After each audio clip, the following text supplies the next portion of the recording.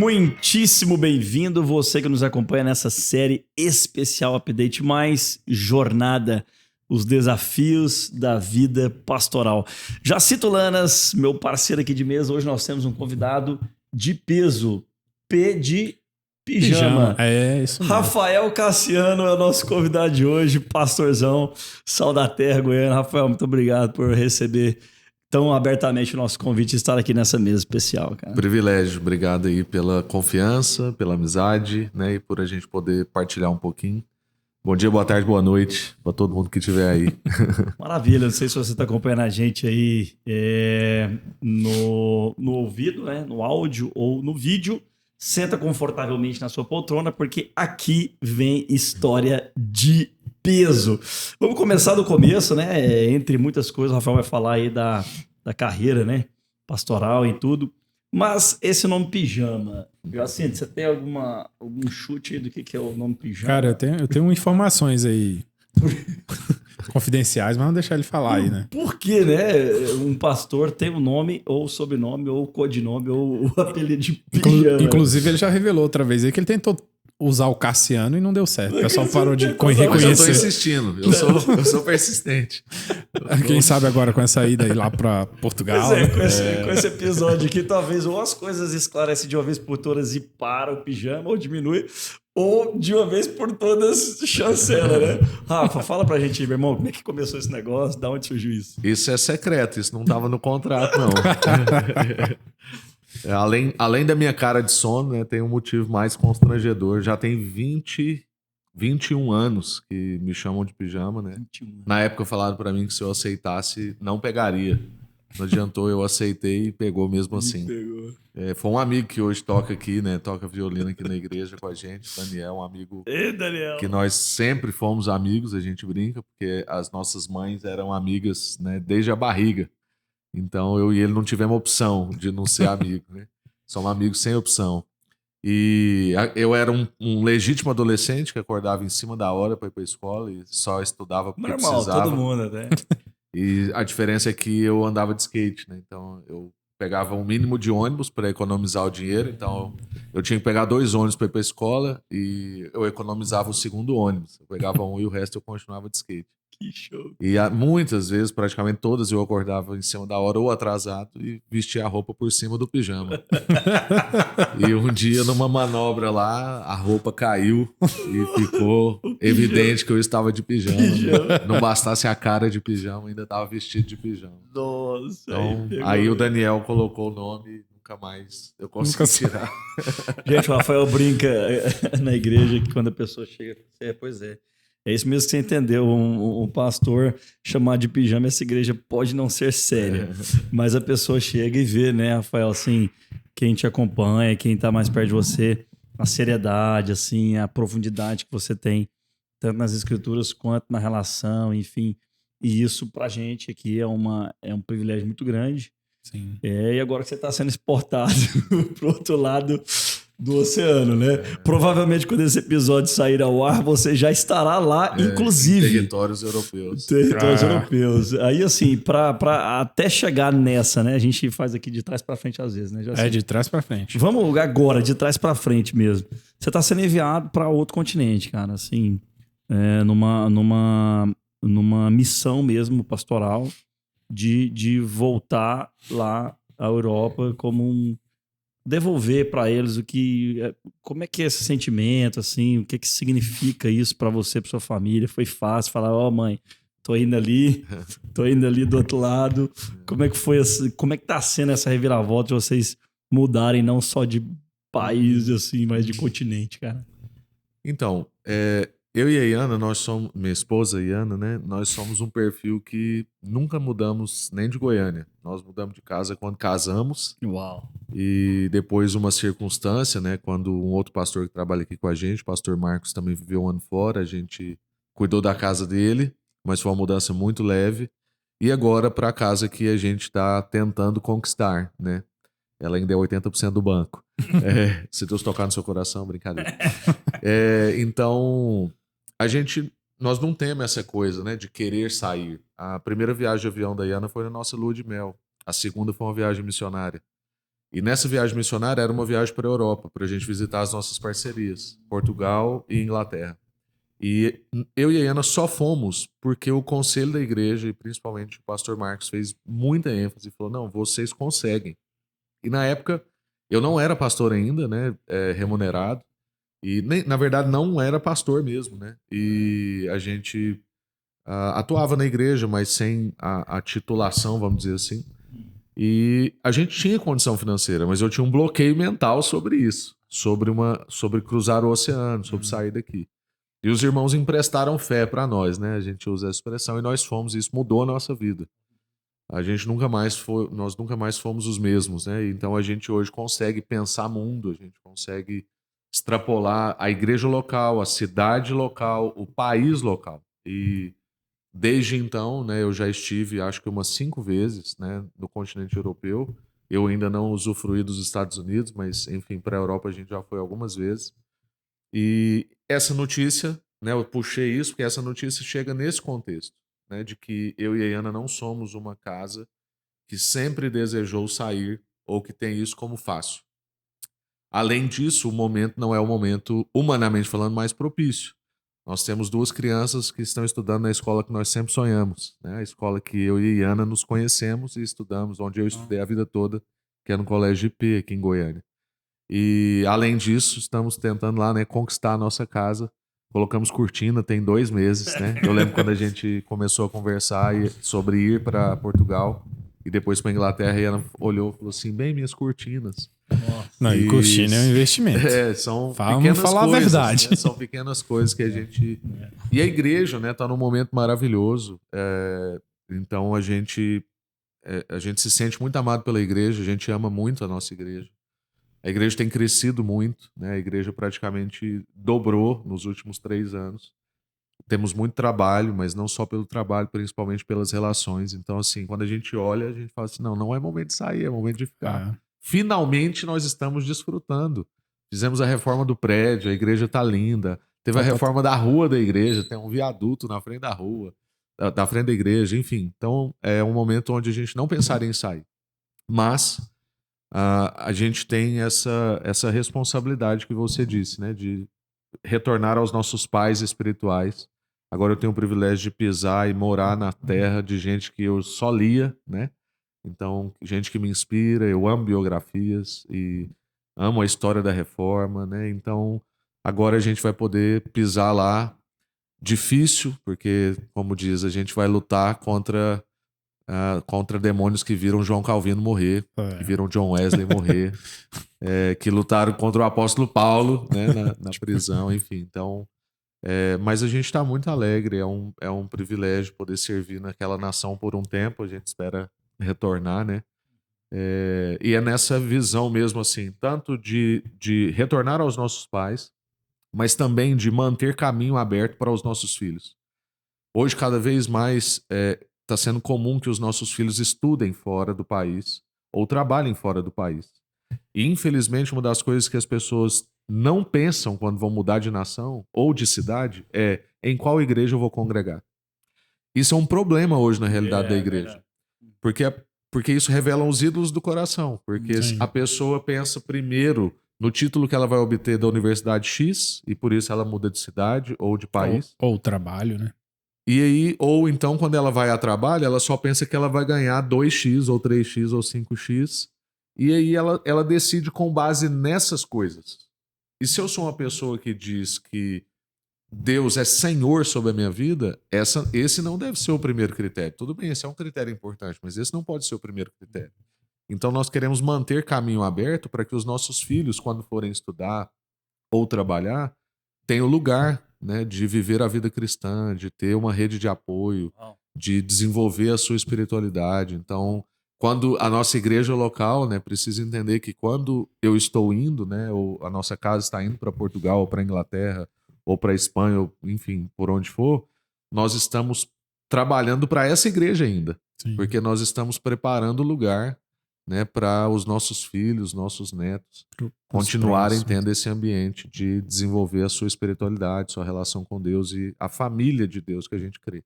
Então acho que gente, sensacional, assim. Eu tava aproveitando esse assunto aí, Vitão, Quando ele fala assim de abrir cortina, né? Aliás, abrir mão da cortina. Abrir mão da cortina. Eu tive mais ou menos alguma coisa parecida com essa, que eu não sabia que a cortina era tão cara, né? Aí eu tive que fechar minha varanda toda assim de cortina. Deus. Aí eu falei assim, caraca, Deus tá provendo nas parcelas. Aleluia. Mas é interessante, aí eu quero entrar já nesse ponto. O pastor abre muito, assim, o pastorado, na sua vida de pastorado, vamos dizer assim, você abriu mão, teve que abrir mão muitas vezes, assim, nesse caso, porque é a sua vontade você tá abrindo mão, vamos dizer assim. E aí agora, para seguir aquilo que Deus tá direcionando, né? Uhum. Como é que é esse sacrifício? O chamado ao ministério, o apóstolo Paulo vai dizer para Timóteo que ele tem pelo menos 3 características. Seja como um soldado, como um atleta e como um lavrador. Como soldado é a imagem da prioridade, né? Ele vai dizer, aquele que vai ser um soldado não se preocupa com as coisas dessa vida, né? Com as coisas da vida civil. Então, é uma coisa mesmo assim de abnegação, de prioridade. Essa é a minha prioridade. O atleta traz a questão da disciplina, né? Então eu preciso... Depois ele diz em outra parte que não é para Timóteo, mas ele diz aos Coríntios, né? Ele vai dizer, olha, a gente não luta como quem dá socos ao ar, a gente não corre como quem não quer ganhar. A gente tem que ter disciplina. Eu preciso manter a minha carne escrava, né, na coleira. Eu brinco com as pessoas que eu sei quem eu sou, né? E Jesus sabe mais ainda quem eu sou. E quem eu sou sem Jesus é um cão na coleira. E se Jesus soltar a minha coleira, eu avanço nas pessoas, né? No que as pessoas podem me dar, né? Na exacerbação da minha individualidade, do meu egoísmo. Então eu preciso manter a minha disciplina. E o lavrador é a questão do trabalho e da fé. Então nós somos chamados para trabalhar. Enquanto tiver sol, a gente trabalha. No caso do pastor, até quando o sol se põe, né? Muitas vezes. Mas é um trabalho, e isso é muito louco na vida do pastor, porque não é um trabalho que a gente consegue mensurá-lo completamente. E não é um trabalho feito somente nas nossas competências. É aí que entra a fé. Então o lavrador, ele planta a semente e ele vai dormir. Porque ele não tem mais o que fazer. Não tem o que fazer, né? Ele pode regar hoje, mas antigamente ele tinha que orar por chuva. E ele tinha que calcular, né, ter disciplina para calcular quando é a época que vem água. Então, forte, hein? Mas é um trabalho onde você coloca debaixo da terra, ou seja, você faz um trabalho que ninguém vê. Se você chega num campo que acabou de ser semeado, você não sabe dizer se ele foi semeado ou se ele não foi semeado. Então a gente trabalha, né, no subsolo, vamos dizer assim, a gente trabalha enterrando sementes. E a gente tem que confiar que o Senhor vai trazer o fruto dessas sementes. Então, essa é a vida, né, em resumo, assim, eu diria, uma vida pastoral. Uma vida que tem o reino de Deus como a sua prioridade. E aquele é como um soldado que não se preocupa com as coisas dessa vida. É como um atleta que quer seguir com disciplina, tentando fazer assim, o máximo para correr a carreira, como o apóstolo Paulo também vai dizer.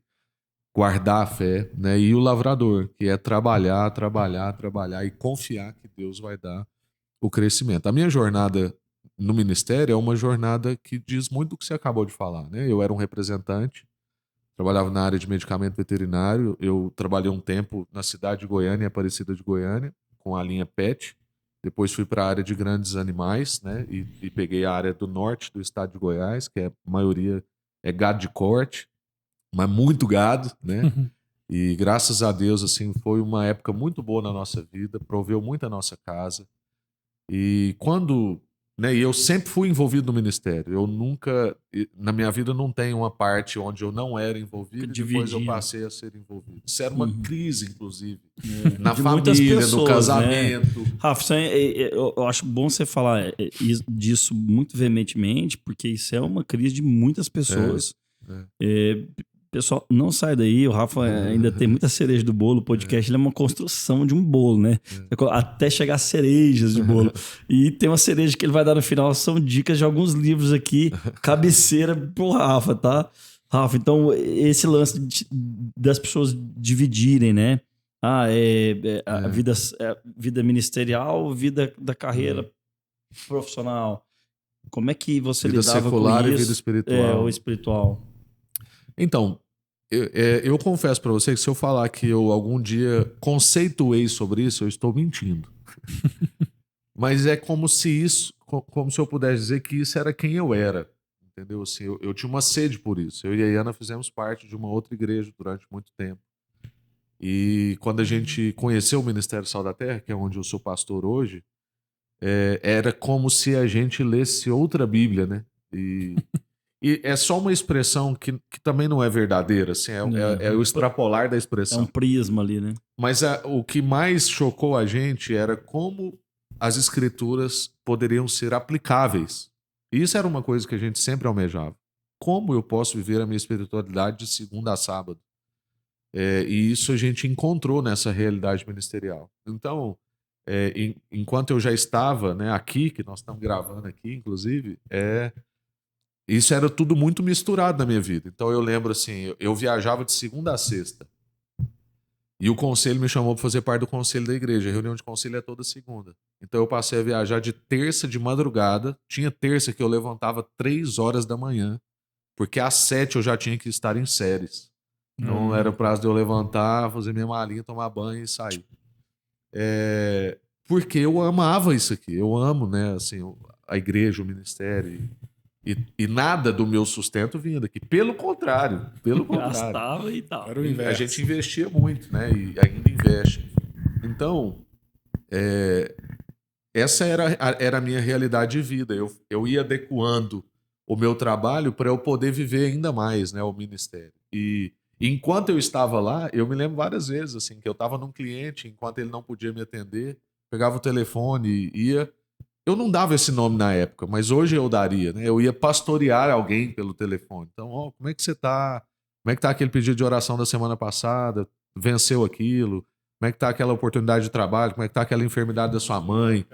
Então, era tudo misturado. Eu estava dentro da loja do meu cliente e pastoreando, vamos dizer assim, né? Na época eu não usava esse termo. A gente tinha um pequeno grupo na minha casa na sexta-feira, era um pequeno grupo gigante, assim. Eu morava num apartamento de 2 quartos e ficava gente na cozinha, ficava gente na sala, ficava gente no corredor. Era muito legal. Trembão é coisa boa. Isso aí é uma das coisas. Né? E a gente tinha vezes que eu chegava de viagem na sexta, já tinha gente me esperando em casa, pro pequeno grupo. A Iana queria morrer. Chegava antes de você. Né, aí isso. quando você chegava, falava isso, né, cabeludo? Ô, sinta-se à vontade na sua casa. O que você quer comer? O que você quer beber aqui na sua casa? Então assim, pra mim, sempre foi muito misturado, né? E aí eu estava antes respondendo, né, ao Jacinto. E quando eu fui convidado para fazer parte, então, do ministério de forma remunerada, na época, que era uma realidade muito diferente do que a gente tem hoje como igreja, financeiramente falando, na época a igreja podia participar do meu sustento com um valor que era em torno de 5 vezes menos o que eu ganhava. Né? Não era metade, não era um terço, era um quinto. Que isso. Deus é muito bondoso e Deus já trabalhava no meu coração da Diana para a gente nunca viver com o que a gente ganhava. Né? Então, nessa época, eu vivia com a metade do que eu ganhava. Então, para mim, na verdade, era um downgrade de 1/3 à metade. Uhum. E isso tornou possível a nossa vinda para o ministério. Porque, de fato, se eu tivesse um estilo de vida de quem ganhava o que eu ganhava, seria impossível eu vir para o ministério. E eu, claro, tinha criado uma reserva financeira e durante 3 anos, mais ou menos, eu fui comendo dessa reserva financeira que eu entendia como investindo no ministério. Então, estava investindo no ministério do Senhor e no meu ministério pessoal também. Entendi isso como uma visão. Eu nunca, né, a gente não fez um movimento ministerial por causa de salário. Ou porque a gente deu errado em alguma coisa, enfim, não dá certo em nada e vai ser missionário, né? Vai abrir mão mesmo. Então a gente entendeu um sacrifício para o que a gente entendia que Deus estava chamando a gente. Eu digo que Deus me empurrou para o ministério. Eu não tive um dia que eu dei um clique. Depois que eu vim para o ministério, eu comecei a lembrar de várias palavras, de decisões. Eu lembro quando eu era adolescente, teve uma chamada missionária na Igreja Batista.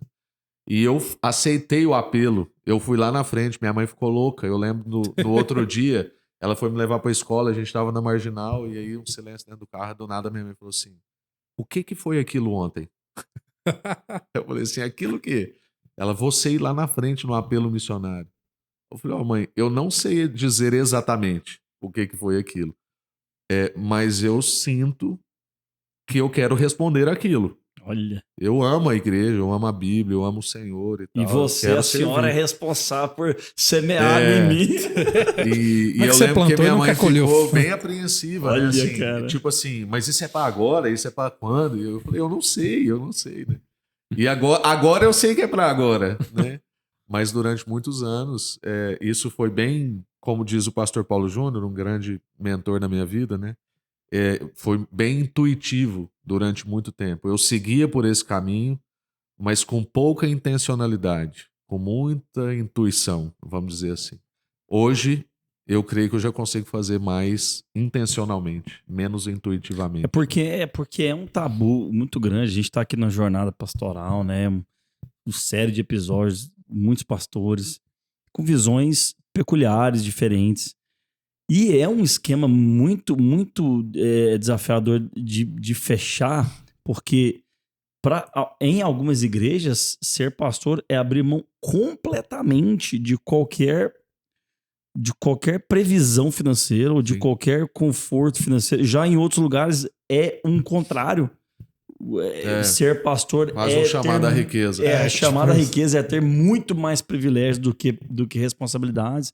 Então, assim, no seu caso, Rafa, você olha pra trás, assim, foi legal você contar esse esquema aí da sua mãe, mas assim, você olhando pra trás, lá atrás, assim, você consegue enxergar Deus te preparando pra isso, assim, em coisas pequenas, na escola, no tipo de amizade que você teve. Eu sei que você foi músico, né? Poucas pessoas nesse episódio sabem disso, do pregresso. Já foi uma estrela do rock gospel. Pregresso rock and roll na sua vida, mas assim, cara, quantas coisas você já passou? Você consegue observar que aquilo eram treinamentos, eram preparações para um chamado? Eu tenho brincado nas últimas 2 semanas que cada dia eu sou mais feliz de crer na soberania de Deus, né? Porque crer na soberania de Deus abaixa muito a nossa ansiedade e faz a nossa história ganhar sentido, né? Então, eu olho, quanto mais eu olho para minha história, mais eu vejo que Deus me queria nesse lugar que eu tô hoje, né? Uau. Eu tenho o privilégio de ser 5ª geração de crente. O meu tataravô, né, era cristão. Sensacional. E por parte da minha família de pai. Eu descobri isso não tem muito tempo, isso deve ter uns 2 anos eu descobri isso. E durante muito tempo na minha adolescência eu achava muito ruim eu ser filho de crente, ter nascido na igreja, né? Porque nos acampamentos que a gente ia era sempre aquele testemunho do cara que levou um tiro, o outro que usou droga, o outro foi preso, né, e tal. E agora ele encontrou Jesus e tudo mudou. E pra mim era assim, poxa, eu nasci num lar estável, eu sou família de crente, nasci na igreja, né, fiz lá tudo bonitinho, berçário, Ministério Infantil, juniores, adolescentes e tal. A maior treta era a corda da guitarra quebrar. É claro que eu era um pecadorzinho miserável, também, né? Desde neném, né? Todo mundo que eu brinquei, só crê que a pessoa nasce boa e depois fica má, quem nunca teve filho. Qualquer um que já teve filho sabe que a gente já nasce mal. Obviamente. E então, assim, é claro que eu tinha consciência que eu era um pecador que precisava de Jesus, senão não tinha por que eu converter, né? Não tinha por que eu receber Jesus na minha vida e receber esse lindo caminho que Deus tem para nós. Mas eu queria muito aqueles testemunhos fortes. Mas depois eu fui entendendo o privilégio da minha jornada. E aí eu descobri isso, que eu sou 5ª geração de cristãos, ainda, né, reforçou mais ainda meu privilégio. Então eu vejo que Deus está preparando meu caminho, não só do dia que eu nasci, mas é como a Bíblia diz, o salmista vai dizer que Deus me conhece desde antes do ventre da minha mãe. Então eu tenho uma história, eu sou filho de uma história, né? E eu quero honrar essa história, né? Tem gente que é a primeira, né? Ele está sendo a primeira geração de crente. E essa não é uma história menor do que a minha. Pelo contrário, quer dizer que agora, a partir da sua vida, você pode construir um legado para frente. Quer dizer que Deus veio com a sua misericórdia na sua geração e quis te alcançar. Então aqui eu não estou fazendo né? Assim, a minha história não é mais especial do que de alguém que conheceu a Jesus hoje. Mas eu consigo olhar para trás e ver que algum dia isso aconteceu na vida do meu tataravô. E tinha a minha família pastores também veio nessa... sempre trabalhando nessa linha assim da integralidade ministerial.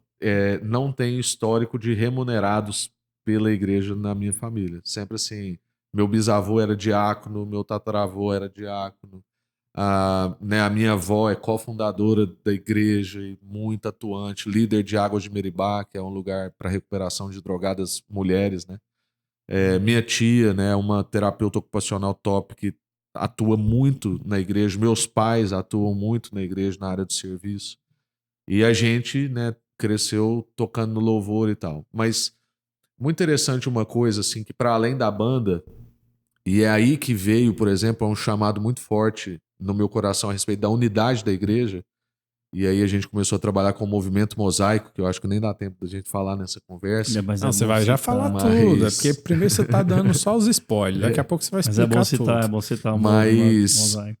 quando a gente tinha banda, eu tinha uma banda de rock. Eu era adolescente, eu era o mais novo da banda, né? Os meninos me carregavam porque eu não tinha carteira, enfim.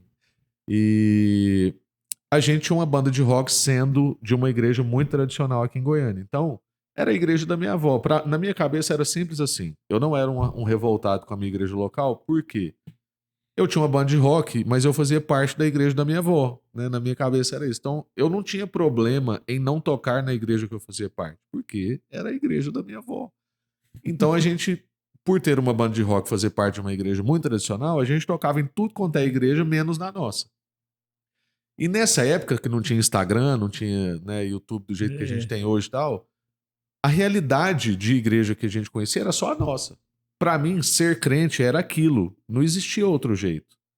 E aí, por causa da banda, nós começamos a conhecer outras realidades de igreja. Eu falei, cara, tem outras formas de expressar a espiritualidade, de relacionar com Jesus e tal. E eu achei aquilo lindo. Eu vi muitas esquisitices, eu vi muitos... muitas coisas escandalosas, desnecessárias. Já viu a história dos dentes de ouro? Já também, né? Pó de ouro, enfim. Né? Muita gente caindo, muita coisa que não fazia nada parte do meu espectro religioso, vamos dizer assim. Mas eu descobri que existiam outras formas e isso abriu, né, a minha mente para que o reino de Deus não é só aquele curral que eu fazia parte, né? E Deus tem um pasto enorme, né? Existem outros currais que a gente não conhece. Então, até nisso eu vejo o Senhor preparando o meu caminho, inclusive para esse trabalho de unidade. Na época eu não entendia dessa forma, mas depois abriu a minha perspectiva para eu saber que eu poderia ter uma outra experiência, né? Assim, mais experiências, vamos dizer assim, com o Espírito Santo, com o Senhor, e viver muito do que eu vivo hoje e conseguir ter compaixão de irmãos que às vezes são muito solitários na sua realidade de relação com Deus.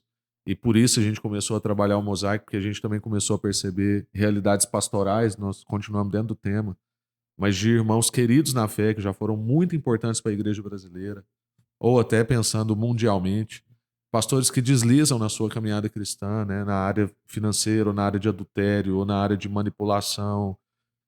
E a gente foi percebendo um ponto em comum em todos esses deslizes, que era isolamento. As pessoas começam a ficar muito isoladas na sua liderança e ninguém mais o toca porque ele é muito sábio. É aquela questão da pirâmide assim, né? Na verdade tinha que ser invertida, exatamente. Né? E ele fica lá no topo e ninguém... A gente tem que ser a base da igreja. Né? As pessoas têm que crescer em cima da gente e não às nossas custas, né? Então a gente tem que dar viabilidade para o desenvolvimento e o crescimento das pessoas e não ser um teto, um guarda-chuva, uma cobertura, que é uma expressão que usa muito, né, para essas pessoas. Então a gente entrega, a gente favorece, a gente não saqueia, né? Enfim, então a gente foi percebendo que esse isolamento de líderes, que é algo muito comum no ambiente eclesiástico, não é que provocavam, mas tornavam esses líderes mais vulneráveis para as possíveis quedas, né? Porque nós somos provocados à queda todos os dias. Sim. A Bíblia diz isso, né? o nosso inimigo ele anda bem próximo, né? Existe uma história sobre Lutero, por exemplo, que um dia Lutero jogou um vidrinho de tinta na parede, porque ele tinha certeza que tinha um demônio ali. Ele E ele queria ver se ele queria pegar o demônio. A gente não sabe se essa história é verdadeira ou se é um conto, mas tem vezes que a gente sente como se fosse assim mesmo, né? A questão é se eu tenho uma retaguarda relacional, se eu tenho uma rede de proteção, se eu tenho amigos que podem interferir na minha vida, ambientes onde eu posso confessar pecados ou ainda confessar a tentação, que não é o pecado. E a gente foi percebendo que muitos líderes, né, quanto mais eles ganhavam proeminência, menos eles tinham esse ambiente. E nenhum de nós pode ter poder demais. Aqui na igreja, o nosso modelo de governo da igreja é por conselho, né? E uma vez uma pessoa me perguntou assim, por que vocês trabalham em conselho? Seria muito mais rápido se fosse um sistema presidencial ou né, de diretoria. Um imperador. Enfim. E aí eu falei assim, a gente trabalha em conselho porque eu não sou confiável.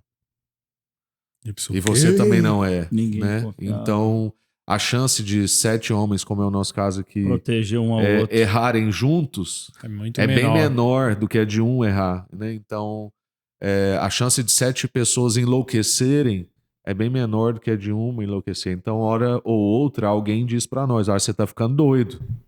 Não é por aí. Então, o Mosaico foi criado muito nessa base, enfim. Então, voltando lá onde você perguntou, eu vejo Deus conduzir a minha história para o tempo que eu vivo hoje como pastor, para o tempo que eu vou viver a partir de agora como missionário na Europa, para o tempo que eu vivo, né, em termos do movimento Mosaico, que é um movimento relacional para a unidade. Então, eu vejo, né, quanto mais eu olho para trás, mais eu vejo o Senhor conduzindo a minha história, o que me deixa cada vez mais rendido ao Senhor, né? Porque isso eu sei que eu não sou totalmente livre da vaidade, nem de longe. Mas eu reconhecer a minha história me livra, pelo menos nesse ponto, me livra da vaidade. Porque quando eu olho, eu falo assim, eu não tenho mérito nisso. Foi Deus que foi me trazendo para onde eu estou hoje. Eu não conseguiria arquitetar tudo isso, né? E graças a Deus que isso agora tá gravado, porque se um dia eu ficar louco e achar que eu construí isso tudo, alguém pode me apresentar esse vídeo e falar assim, olha lá, ó. Né, você lembra disso aqui? Cara? Vai que eu estarei sem barba lá, alguém vai poder dizer assim, olha lá, o Rafael de barba não dizia o que o Rafael sem barba está dizendo. Para não dar outro exemplo, né? Tem uma frase famosa das músicas do Resgate, né? Que bom que sempre tem alguém para dizer não. No caso de viver em conselho, alguém... Semanalmente a gente vive isso. Dizendo não ali, né? Ou a Paranazarés. Essa vida em conselho, né, Rafa? Queria saber assim... muitas igrejas não têm essa base, esse formato de trabalho. Isso é preponderante para deixar o cara viver isolado? E aí a pergunta sobre isso. É de fato a vida pastoral uma vida isolada? O tema aqui, jornada, até coloquei aqui alguns sinônimos, né? Trajetória, percurso, itinerário, caminho, rota, andança, caminhada, peregrinação. Uhum. A jornada de um pastor, ela é verdadeiramente solitária? E aí, uma pergunta aí junto para você responder. Se ela é solitária, quem seria uma figura, ou quais pessoas podem ser uma figura de tirar essa diferença, de estar mais perto? Quem que é mais bem-vindo no seu caso, né? No seu caso, quando você se sente sozinho, quem que é aquela figura assim que, ufa? Então, a vida pastoral não deveria ser solitária. Quando a gente olha para Jesus, quando a gente olha para o apóstolo Paulo, né, quando a gente olha para a igreja primitiva, a gente vê que o ministério daquelas pessoas nunca foi um ministério solitário. Então, não deveria ser. Mas, na prática, o meu não é, né? O meu ministério pastoral não é solitário. Mas, na prática, estatisticamente falando, a jornada pastoral é uma jornada solitária para a maioria dos pastores. Uhum. Tem vários motivos envolvidos aí. Um deles eu creio que é sobre o modelo de governo das igrejas, né? Sobre o modelo de liderança. Nós não nos achamos melhores do que outras igrejas por vivermos em conselho. A gente acredita que existem outras expressões de modelo de governo. Agora, de fato, nós não cremos, e eu não creio em nenhum modelo de governo que seja solitário, que seja a voz do pastor é a voz de Deus. Eu não creio nesse tipo de governo, porque nem os profetas ousaram fazer isso. Os profetas sempre deixaram claro que aquilo que eles estavam dizendo não vinha da parte deles. Então não era a voz deles, não tinha que ser só do jeito que eles queriam. Eles provavam com as escrituras, então o profeta sempre era escritura com escritura. Então eu provo diante das escrituras e com a história do povo de Deus que Deus está dizendo sobre isso. Mas um profeta não oprimia as pessoas a viverem daquele jeito. Ele dava um recado. Se a pessoa não queria viver daquele jeito, ela não vivia. Que não é o contexto que nós vemos hoje de alguns pastores que entendem-se talvez profetas da sua igreja e que as pessoas têm que viver de acordo com aquilo, né? E aí não existe uma orientação. Então não há um tom de orientação, há um tom de determinação. É diferente. Então, o que o profeta traz é uma orientação. A função do profeta, e eu oro para que eu consiga isso na minha vida, por exemplo, na minha opinião, acho que trazendo para nova tradução na linguagem de agora, o que seria o profeta? O profeta é aquele que diz para onde a vida vai. Entendeu? Olha, a vida vai por aqui. Essa é a orientação. Se as pessoas quiserem seguir, eu creio que elas vão entrar num caminho de vida, mas não há uma determinação assim, você tem que fazer isso e tal, e bater nas pessoas, enfim. Então, infelizmente, a jornada pastoral hoje, em geral, é uma jornada solitária. Por questões, às vezes, de política dentro da igreja. Então a pessoa tem receio de abrir os seus dramas e os seus dramas serem expostos, e ele perder a autoridade, perder a credibilidade, perder o seu lugar no ambiente eclesiástico. Às vezes acontece por questões de competitividade, então ele quer parecer sempre melhor do que a outra pessoa, e sempre por isso forte, ele não pode se expor sua casa, o drama dos seus filhos. Os seus filhos têm que ser perfeitos. E esse é um dos motivos pelos quais muitos filhos de pastores sofrem muito e que a gente podia fazer um episódio só a desviar. Sim, esse tema é bruto. Sim, tendem a se desviar na adolescência, na juventude, né? Porque é uma pressão muito grande e a pressão vem às vezes da própria casa. O pastor diz que vem da igreja, mas é meio que como ele que criou esse ambiente. Então é o que você vai ensinando, né? Jesus diz que a ovelha ouve a voz do seu pastor e o segue. Se você conduzir ele para um caminho de perdição, a ovelha vai. Você é filho de pastor, não perdeu o cabelo desse jeito, hein? Você é meu filho, não comporta de tal maneira, mais ou menos. E a igreja pega isso. O que eu tô querendo dizer é que mais do que o trato do pastor com o filho dele, é que ele transparece isso para a igreja. E a igreja vai tratá-lo como tal, né? Porque, como eu acabei de dizer, a ovelha ouve a voz do seu pastor, né?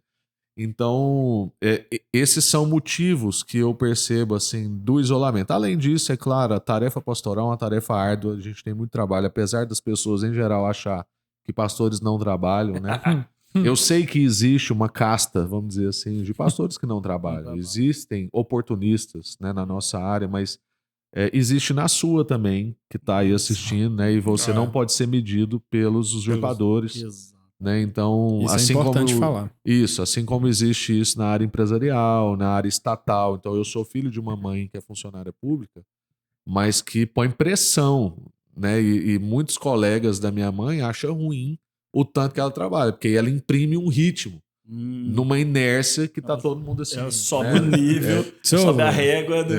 Agora menos. Então, por causa da minha mãe, eu aprendi a não falar generalizadamente sobre o serviço público. Porque eu conheço, no mínimo, uma referência que não é esse estereótipo que todo mundo pinta. Então, assim também eu quero clamar a sua misericórdia na área pastoral. Então, existe um remanescente fiel. As pessoas abusam, Rafa, assim, 24/7, né? O cara acha que, de fato, o pastor ali, ele não é palavra integral, como é que é? Ele é exclusivo. Dedicação exclusiva. Dedicação exclusiva, assim, no sentido 24/7, beleza? Igual a gente já falou aqui em outros episódios.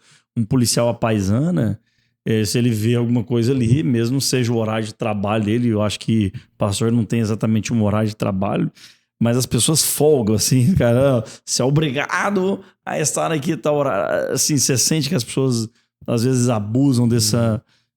eu sei que às vezes as pessoas têm um respeito muito legal, mas tem gente que extrapola, né? Ou quer mandar, como é que funciona isso? Nós vivemos um contexto de igreja muito privilegiado aqui. Então, assim, aqui a gente vive pouco isso. Existe porque a gente recebe também gente com outras culturas de igreja, né? Até pegar aquilo que é a nossa essência. Mas, como eu disse, por causa do mosaico, a gente conhece a realidade pastoral do Brasil todo, né? Então, em regra, infelizmente, há muitas vezes um abuso, né? Então, existe a parte de abuso, muitas vezes por causa do pastor mesmo, o pastor que é abusivo, tanto para o lado, às vezes, preguiçoso, quanto porque eu acho que isso é um abuso da igreja, o pastor que não trabalha direito, que só se preocupa em pregar, né, e tal. Mas também outro tipo de abuso, às vezes, como esse abuso de poder, esse abuso de liderança, essa manipulação, existe isso no ambiente pastoral, mas essa não é a regra e não deveria ser.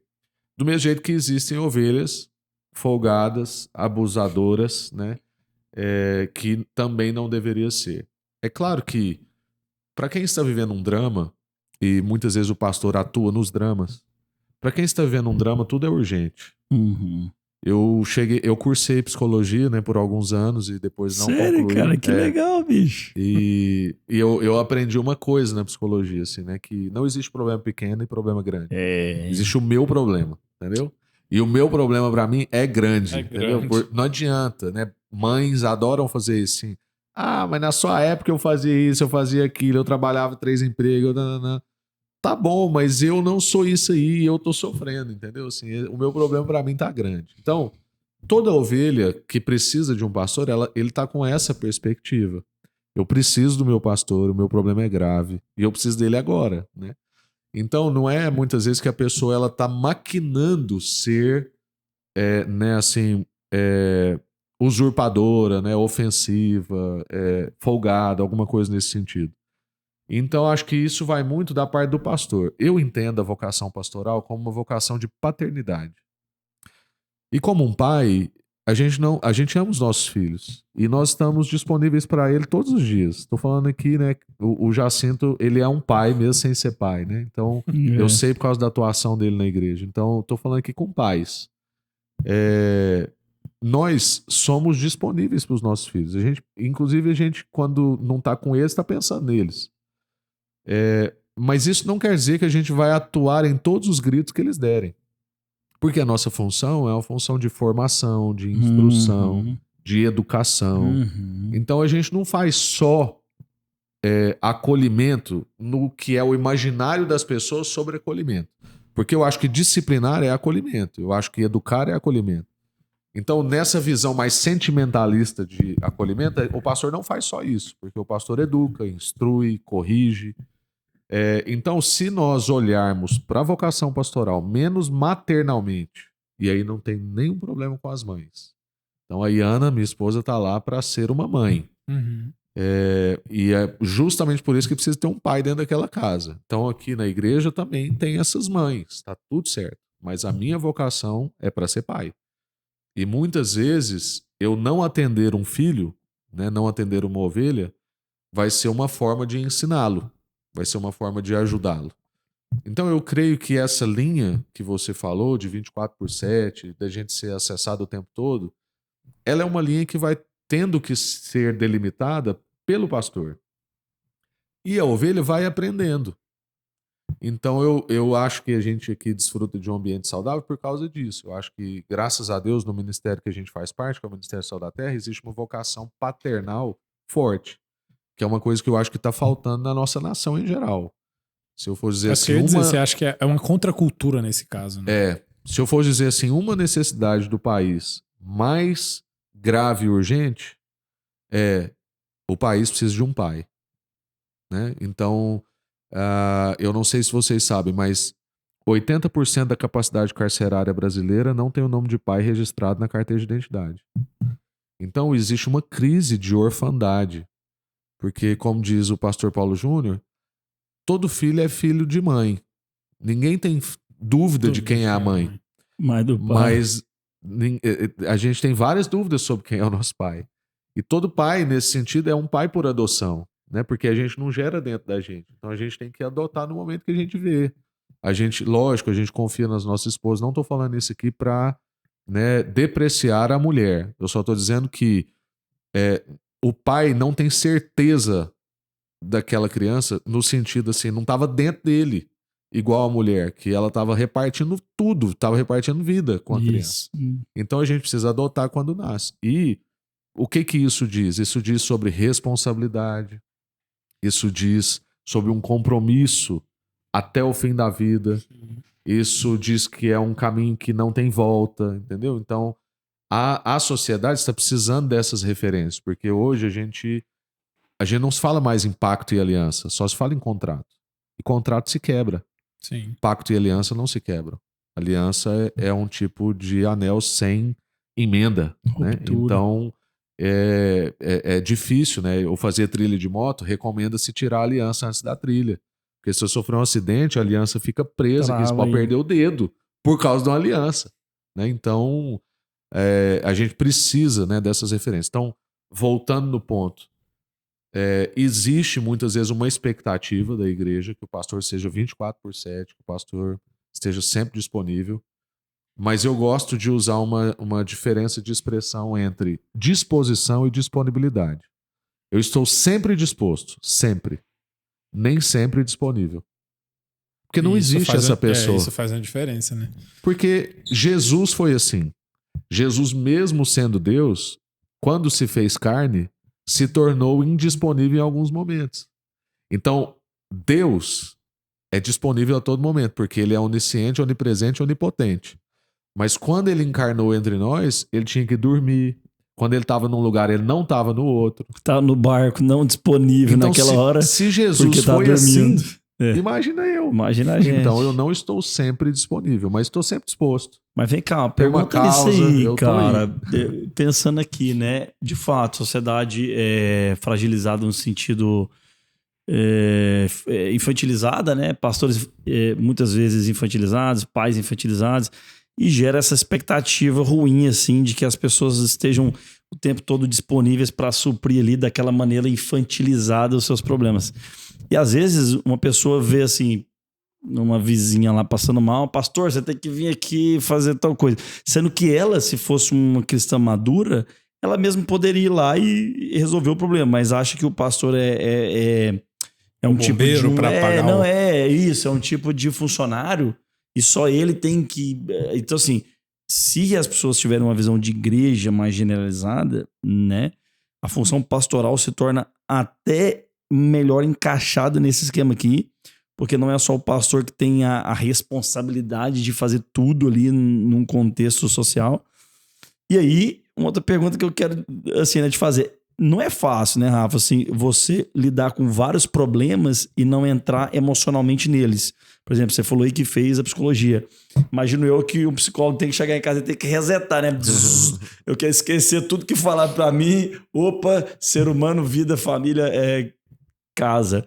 Com você também é assim? Por exemplo, assim, ou você se envolve emocionalmente com os problemas das pessoas que te contam o dia todo, todo dia você tá ouvindo coisa assim. Justamente pelo mesmo motivo que eu acabei de colocar, né? Que a vocação pastoral é uma vocação de ser pai, né?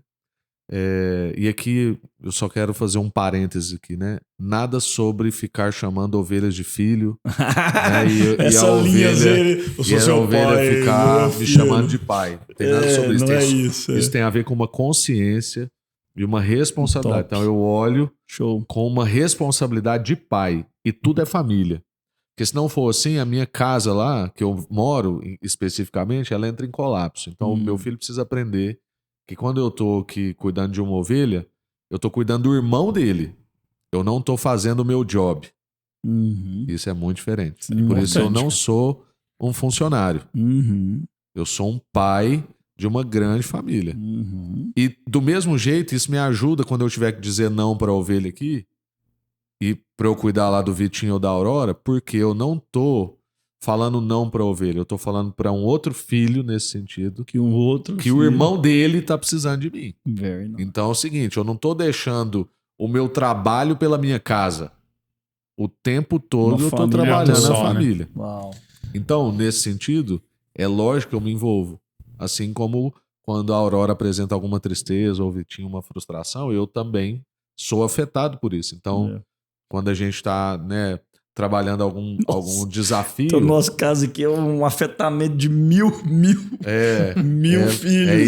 É isso. Então, a gente fica, né...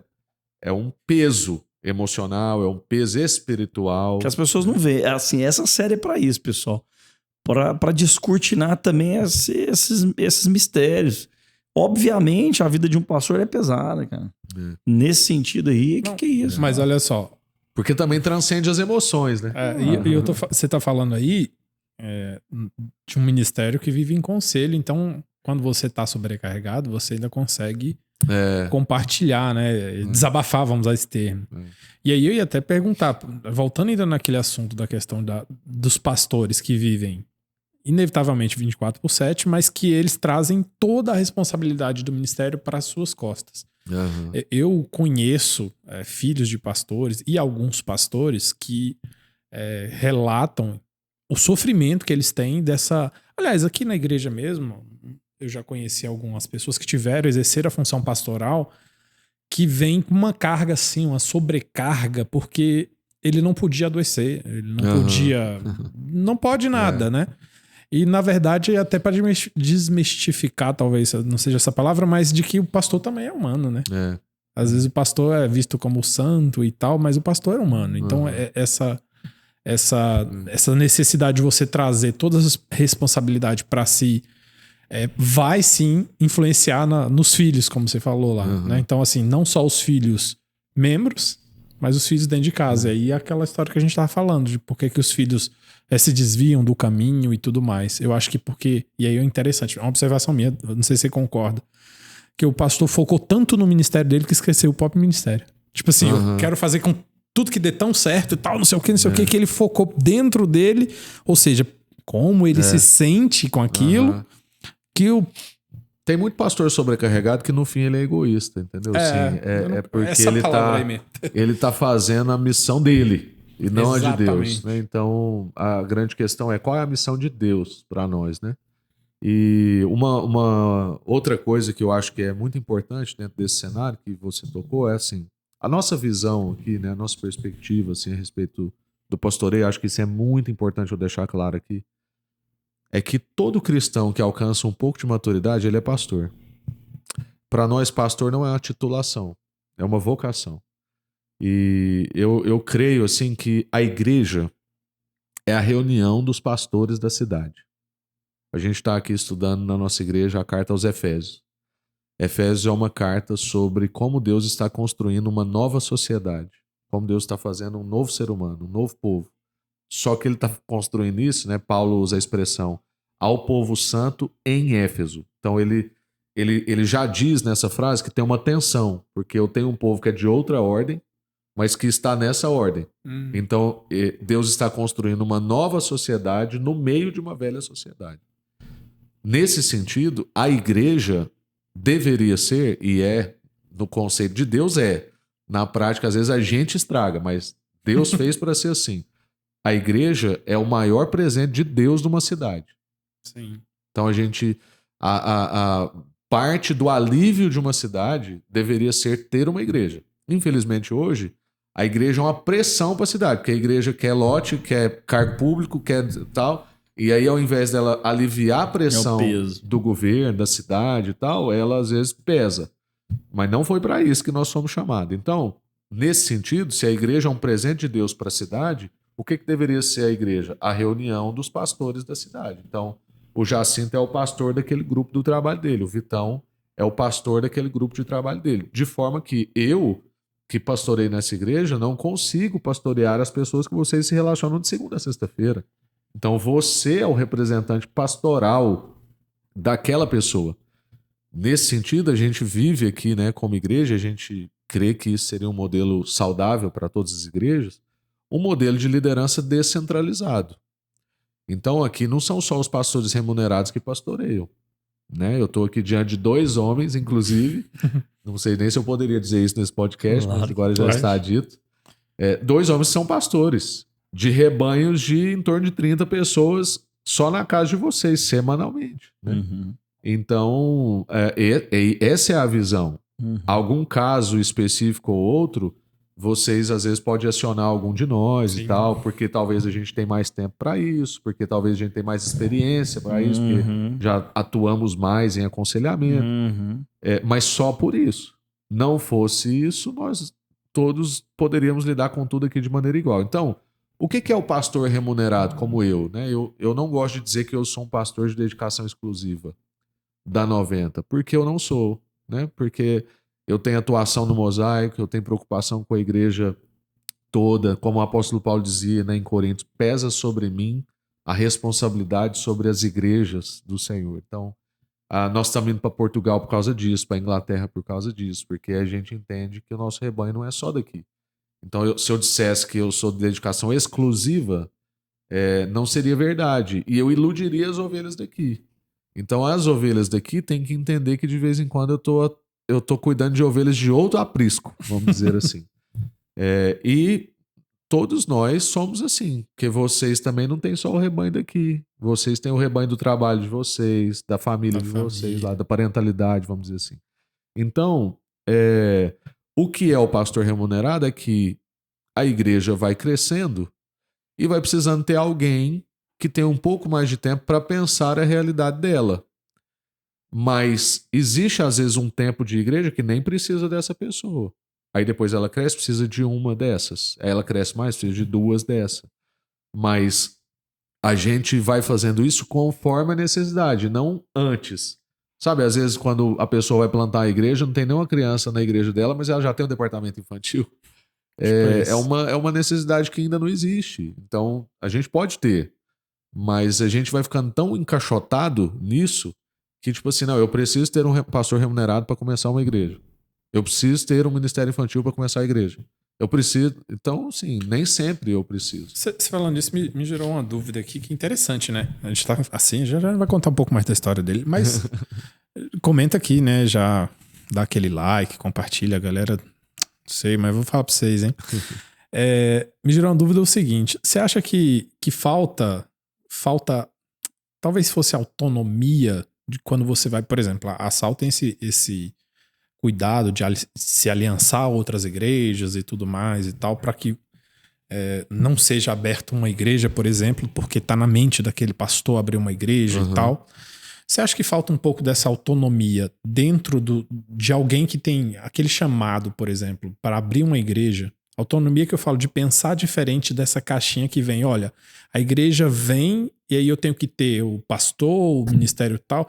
Eu tava até conversando esses dias com um amigo meu que ele é de uma igreja que tá começando, então ele tá porque nós não temos o ministério de jovem, ainda não tem e tal. Eu falei, cara, não é bem assim, né? Tipo, não precisa ser abrir a igreja, tem que estar tudo pronto. Cara, abriu uma igreja, né? Então você acha que falta autonomia de quem tá abrindo? Talvez assim, autonomia que eu falo pra ele pensar, né? Porque parece que a ideia surgiu, ele vai e pega todos os modelos e faz. Ele não pensa assim, pô, será que tudo, por exemplo, que tá fazendo, vamos usar nome, né? Tá fazendo na Assembleia ali, tá certo? O que tá fazendo na Batista tá certo? O que tá fazendo na Sal tá certo? O que eu posso ver? Ou, o principal, como é que é o modelo, igual você tava falando, bíblico da igreja, né? Eu acho que eu acho que um desafio não é nem dar a autonomia, é que hoje, infelizmente, nós somos de uma geração que tem muita dificuldade com a autonomia, né? Então, nós queremos os privilégios sem as responsabilidades, né? Então, eu quis falar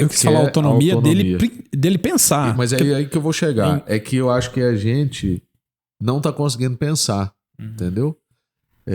Então, eu acho que o apelo que a gente pode deixar aqui é pense fora desses espectros que já existem. Eu acho que também, né, além de pensar o modelo bíblico, mas pensar quais são as respostas que a sociedade de hoje precisa da igreja. E quais são as necessidades desse rebanho que eu estou pastoreando. Então, geralmente, quando a gente vai plantar uma igreja, a gente tem um núcleo base. O núcleo base tem as suas necessidades. Se ele é um núcleo base de mais idoso, ou mais jovem, ou de muitas crianças e tal, você já tem ali uma demanda explícita. Então, olha, essa igreja que eu estou plantando, ela precisa... Acho que ela vai ter um ministério infantil forte, porque a gente tem muitas crianças. Nós temos uma pedagoga, às vezes, no grupo de liderança da plantação. Analisar, né, quais os dons, quais as virtudes que Deus já reuniu no nosso grupo. Talvez isso diz muito de quem a nossa igreja vai ser. E outra coisa que eu acho que a gente precisa aprender, Deus deu uma multiforme expressão. Então, não tem jeito de uma igreja local expressar todo o conselho de Deus. Então, existe uma igreja local que tem uma ação mais social, outra que tem ação mais para o evangelismo, outra que tem uma ação mais missionária transcultural, outra que faz um trabalho muito forte de ensino. Toda igreja tem que ter essas áreas. Mas ela não tem que ser, ela não vai conseguir, não é nem que ela não tem que ser, ela não vai conseguir ser excelente em todas. Por isso o trabalho de unidade é muito importante para nós. Tem gente que tem anos-luz na nossa frente, talvez, de evangelismo. E nós temos um legado de missões transculturais. E outro tem um excelente trabalho na área de equipes de ministério infantil. Então a gente pode...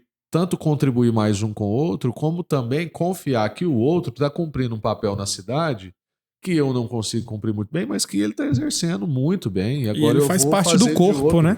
Agora eu vou fazer outra parte, né? Então, talvez aqui a gente tenha uma paixão grande para a área educacional e a gente tem um Instituto Total e a gente consegue afetar as escolas. O pastor Paulo Júnior está, através das lives, alcançando milhares de pessoas e tal. E a gente, às vezes, precisa de outro ministério que vai trabalhar numa outra ênfase que não é a educação. Né? Então, e a gente ficar tranquilo com isso. Né? Então, dentro de ficar tranquilo com isso, eu entender. Primeiro, Deus me chamou para uma plantação? Se sim, quem é meu grupo base? Dentro do meu grupo base, quais são os dons, as virtudes que Deus está disponibilizando para nós e como que isso pode ser usado para alcançar a cidade? Porque a igreja existe para um fim, que não é o entretenimento dos próprios fiéis. Ela existe para temperar a cidade, para salgar, para alcançar, né, e para trazer esperança, né, luz para outras pessoas. Então, por quê? Por que Deus reuniu esse povo? E agora, que modelo eu posso usar ou ser para essa missão? Interessante. E já passamos pelo final, mas nós vamos começar agora. Né? Vamos falar de como começou, né? Porque o Rafa nasceu. Ele já falou um pouco assim, mas a gente quer saber qual foi a catarse, assim. Tipo assim, ó. Existiu quantos uma ruptura, anos? assim, você virou pastor, falou, cara, daqui... você já falou lá, né, que você estava na questão da representação lá de medicação veterinária. Vivendo isso, né? Já respirando, assim, um ambiente episcopal e tal. Mas quando foi, assim, que teve um chamamento, falou só que virou aqui... Talvez nós tenhamos uma resposta aqui diferente, né? Porque todo mundo tem aquele negócio. Não, eu tenho 13 anos de pastor, 30 anos de pastor. Ele diz, não, eu acho que eu já vivi tudo. Você consegue ver esse líquido Como assim, é que foi Rafa, isso? esse limite, cara? Então, eu vejo na minha jornada, né, como a gente está falando e tal, com mais ou menos 18 anos, eu criei um grupo de estudo das cartas de Timóteo na igreja que eu fazia parte. Né? Olha aí. Que a minha avó é membro, né, e tal. E eu sofri perseguição da minha avó, né? A gente ri muito disso, porque a gente distribuiu uns convitinhos para o pessoal vir no estudo e tal. E minha avó pegou aquilo e achou um absurdo. Falou, como que um menino de 18 anos vai ensinar a Bíblia aqui e tal, né? Quem que ele pensa que é? Enfim, foi tenso, levou pra diretoria. Choque de cultura. E eu amo a minha avó, tá, irmãos? A gente, inclusive, hoje minha avó é vizinha, a gente cuida dela, né? Tá tudo certo. Eu entendo toda a preocupação dela e tal. O zelo, Mas assim, o fato é que, né, nessa idade, eu intuitivamente, como eu tô dizendo, né, a gente já fazia um pouco disso. Que era ensinar a Bíblia, cuidar de pessoas, né? Não com a dimensão que eu tenho hoje.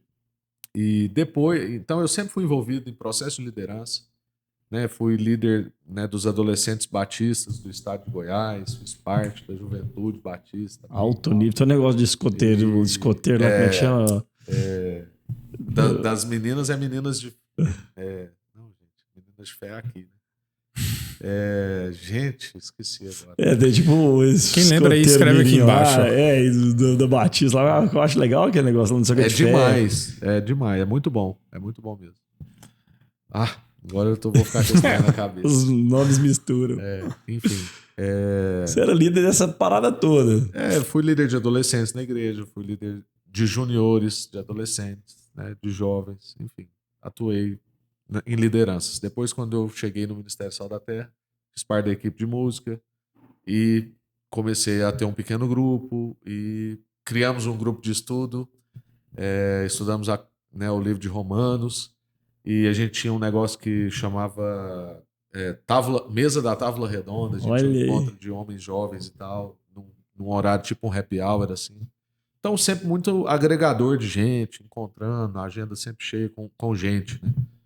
E a igreja foi percebendo isso e me chamou um dia e falou assim, a gente queria te ordenar presbítero. E na igreja que eu fazia parte não tinha presbítero, só diácono. Eu falei, o que é isso, né? E aí os irmãos me explicaram e falaram assim, você já é um presbítero, você atua como presbítero. Uhum. E a gente só quer fazer um reconhecimento, né, nessa ênfase. E eu conversei com a Iana, que envolvia a nossa casa, né, e a gente topou isso. Depois eu comecei a fazer parte do conselho da igreja. E a igreja precisava de um administrador num determinado ponto, né? Passaram-se, acho que uns 2 anos desse ponto, de ser ordenado presbítero. E aí os irmãos falaram assim, Rafa, a gente vê muita vocação pastoral na sua vida, sua casa vive cheia, as pessoas dão testemunho sobre o seu cuidado, sobre sua instrução, né, e tal. E a gente gostaria de te convidar para vir trabalhar mais efetivamente no ambiente da igreja. A gente precisa de um administrador, você tem dons na área de administração, né? Eu não era formado em administração, mas enfim. E eles deixaram claro, eles falaram assim, isso é com vistas ao pastoreio. Então é um jeito de trazer você mais para dentro. Hoje a gente precisa dessa função, mas a gente não tem dúvida que, de acordo com o seu dom, daqui a pouco você vai transcender a parte administrativa. Foi dito e feito, dentro de um ano, eu comecei a perceber que eu estava sendo um péssimo administrador, porque a demanda pastoral estava crescendo muito. Olha aí. E depois de 2 anos a gente conseguiu, né, meio que desvencilhar da função administrativa e ficar só com o pastoreio. Então, como eu disse antes, eu sinto como se Deus viesse me empurrando ao ministério, né? Ele foi me jogando cada vez mais para dentro, porque o conselho quis me ordenar presbítero, depois me chamou para o conselho. Nós temos a maioria do conselho é não remunerada, né? Então não faz parte do conselho só pastores remunerados. Então não era um requisito para eu ser remunerado fazer parte do conselho, não, mas eu vim caindo para dentro do ministério. E depois, né, desse convite para a administração, aí foi um caminho sem volta. Eu tentei ficar por 1 ano part-time, né? Eu ainda atendia alguns clientes e trabalhava aqui. Depois eu vi que eu estava sendo um péssimo representante e comecei a ficar só aqui mesmo. Comecei a ser um péssimo administrador, vamos dizer assim. E agora, né, a gente atua na área de pastoreio mesmo, dedicado o tempo todo. Né? Rafa, eu te vi fazendo um comentário uma vez, eu quero que você explique. A gente já está caminhando para o final, pessoal. Tá sensacional. Você comentou um negócio assim, que você fazia um esforço grande para estar no meio de pessoas. É algo mais ou menos assim.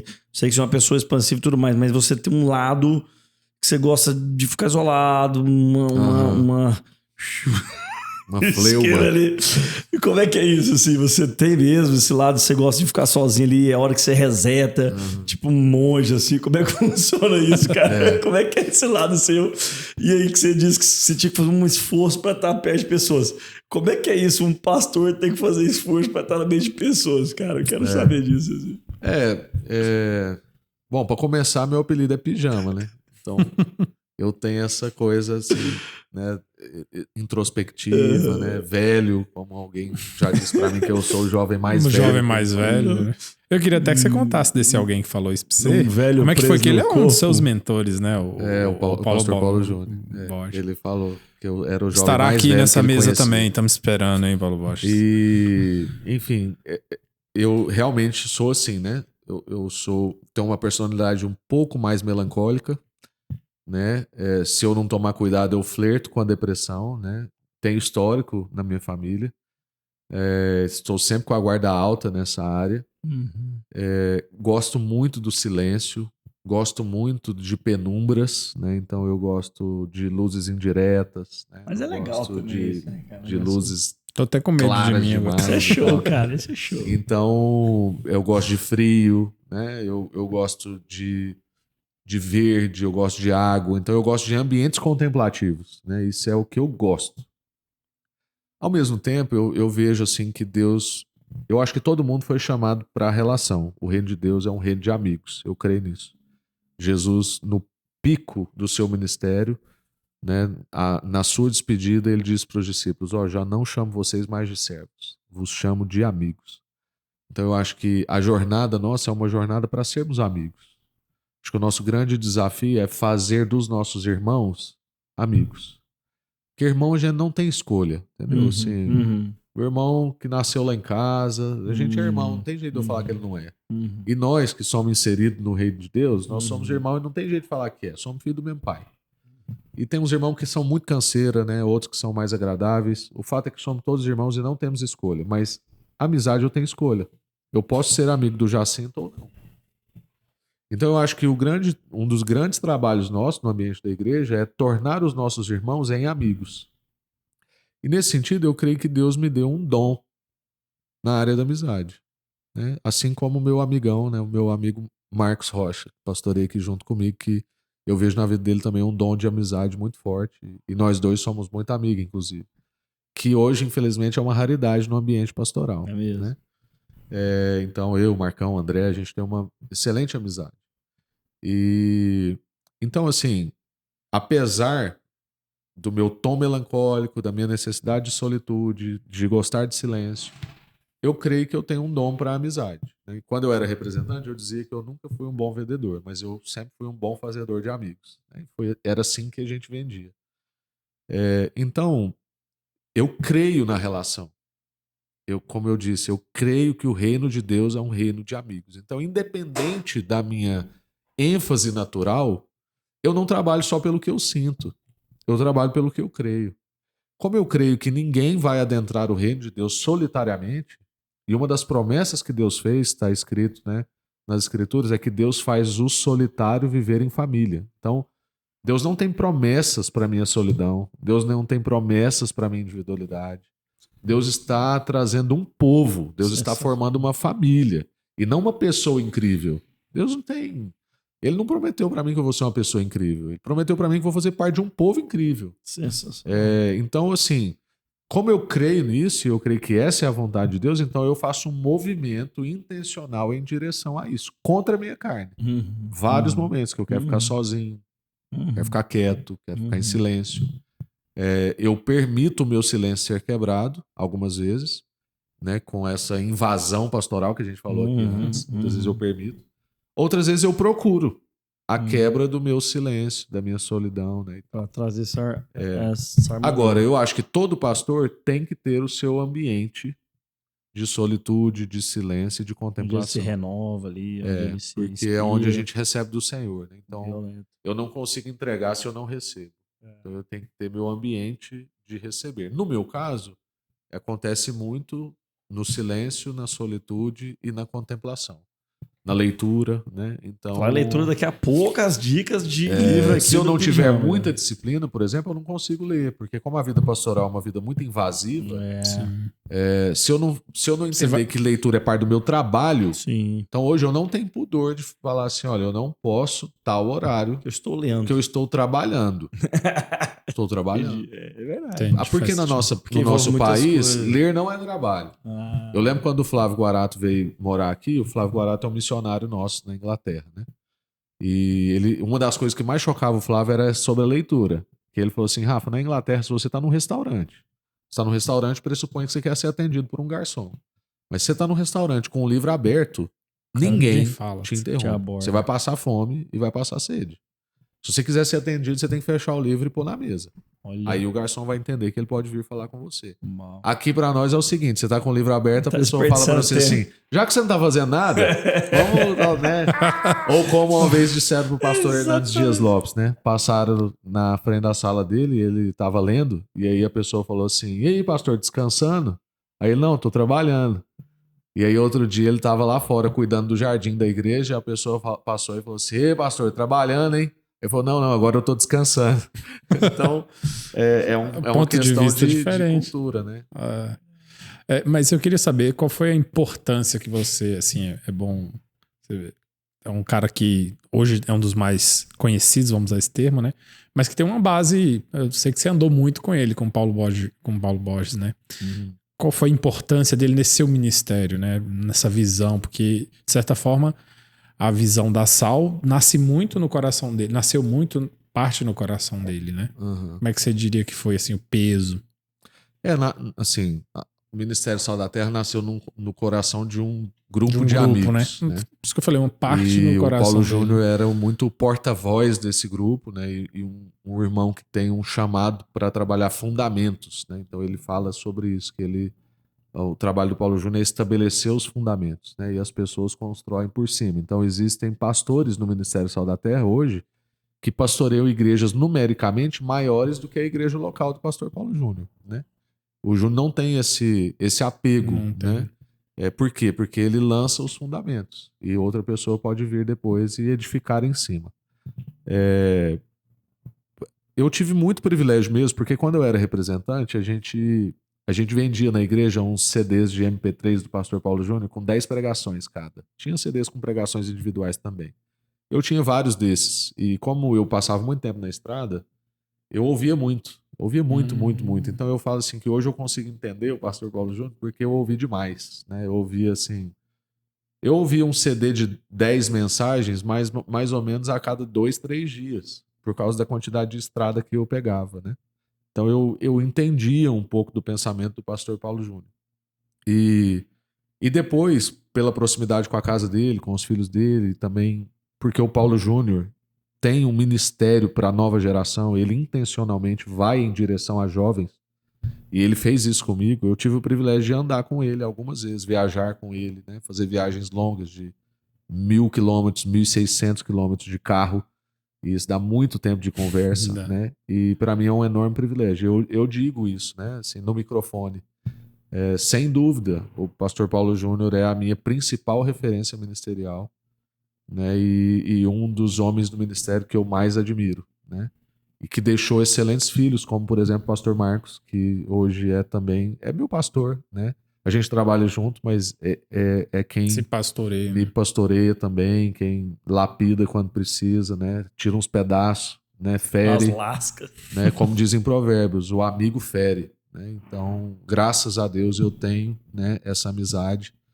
O pastor Paulo Júnior é um pai de muitos filhos, se eu pudesse dizer assim.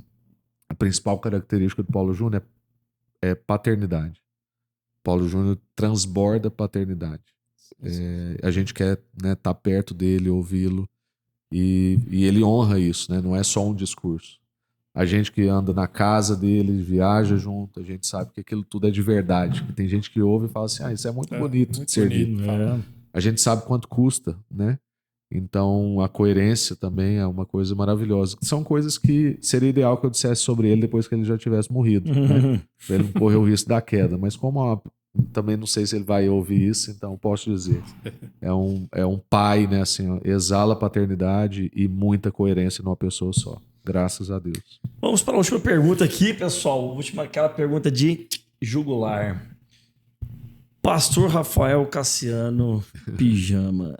Vale a pena ser pastor? Olhando para essa história toda sua, né? Tudo que você tá viveu. Vale a pena? Eu até pensei em brincar, né? Brincadeira de velho. Vale a pena quando a alma não é pequena. Vale muito a pena, né? Assim, até hoje, em termos, por exemplo, financeiros, que é uma coisa que pega muito na vida das pessoas, né? Se eu pegar o valor daquela época, estou falando de mais ou menos 8 anos atrás, até hoje a minha remuneração não é o que era naquela época, que corrigido seria muito mais, né? Mas não é nem valores iguais. Eu estou falando isso não é para citar o valor, é para dizer que isso não muda o quanto eu creio que foi a melhor decisão da minha vida.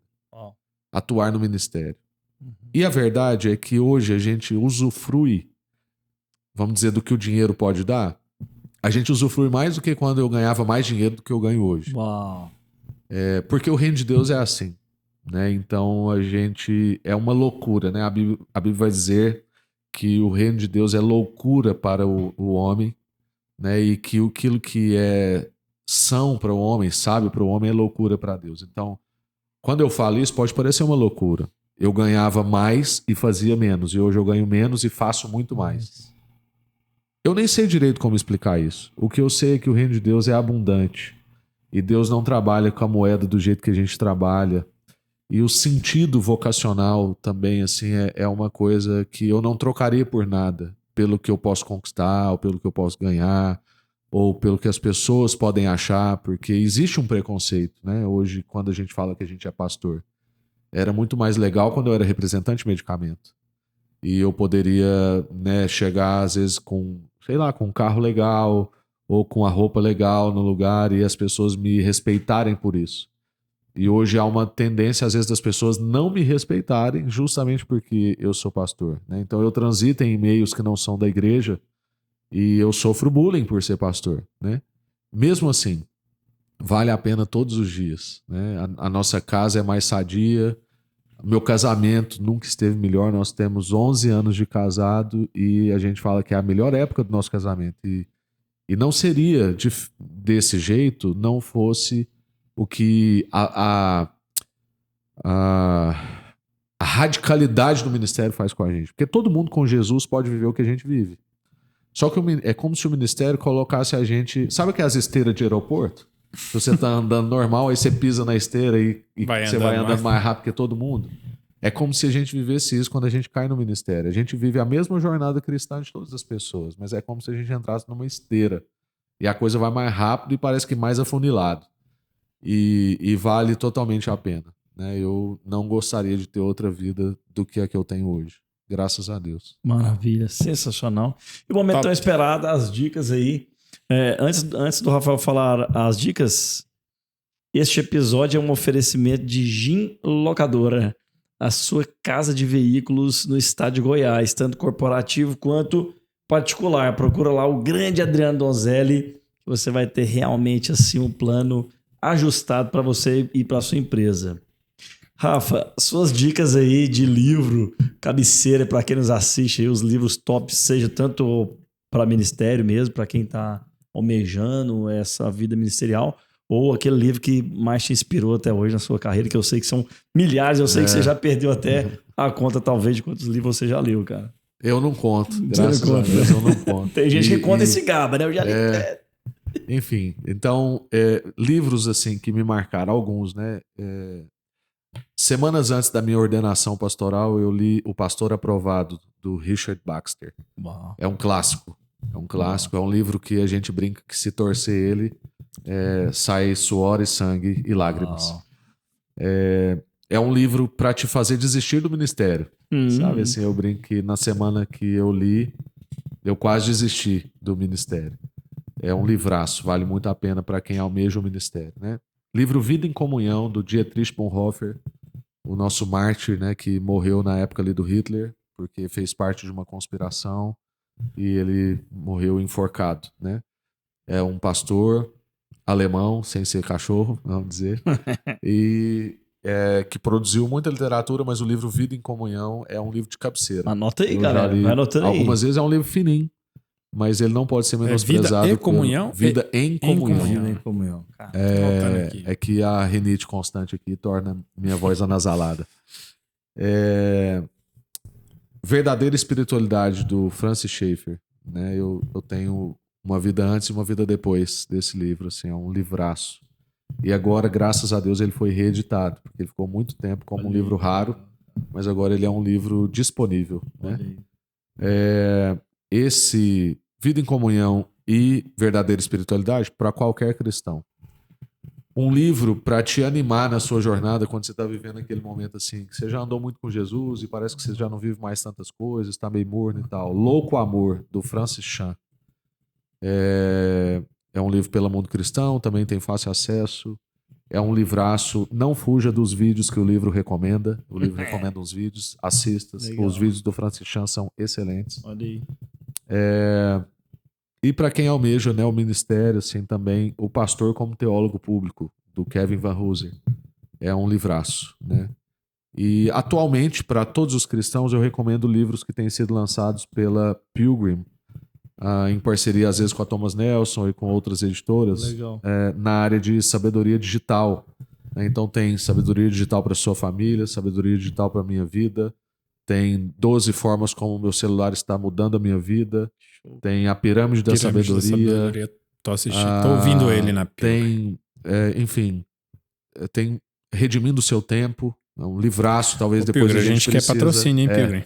Viu o David Braz, Bruno? Nós precisamos de um podcast sobre tempo, sobre redimir o tempo, usar o tempo. Sensacional. Acho que hoje em dia está sendo urgente essa conversa. Olha aí. Então, né, para esse momento que nós estamos vivendo, para essa geração que está assistindo ou ouvindo esse podcast, e qualquer pessoa de caminhada cristã, esses últimos livros que eu citei, vai atrás disso. Tem audiolivro, tem livro para você ler, tem e-book.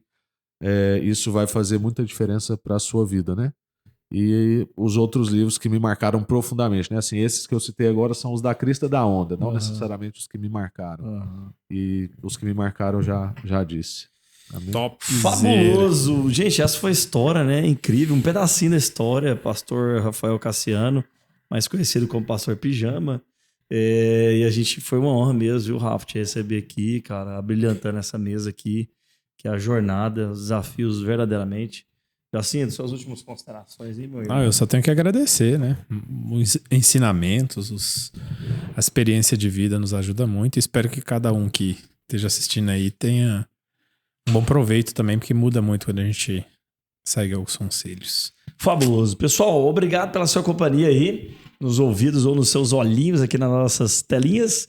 E espere o próximo episódio, a gente se vê lá. Valeu, um abraço a todos. Um abraço.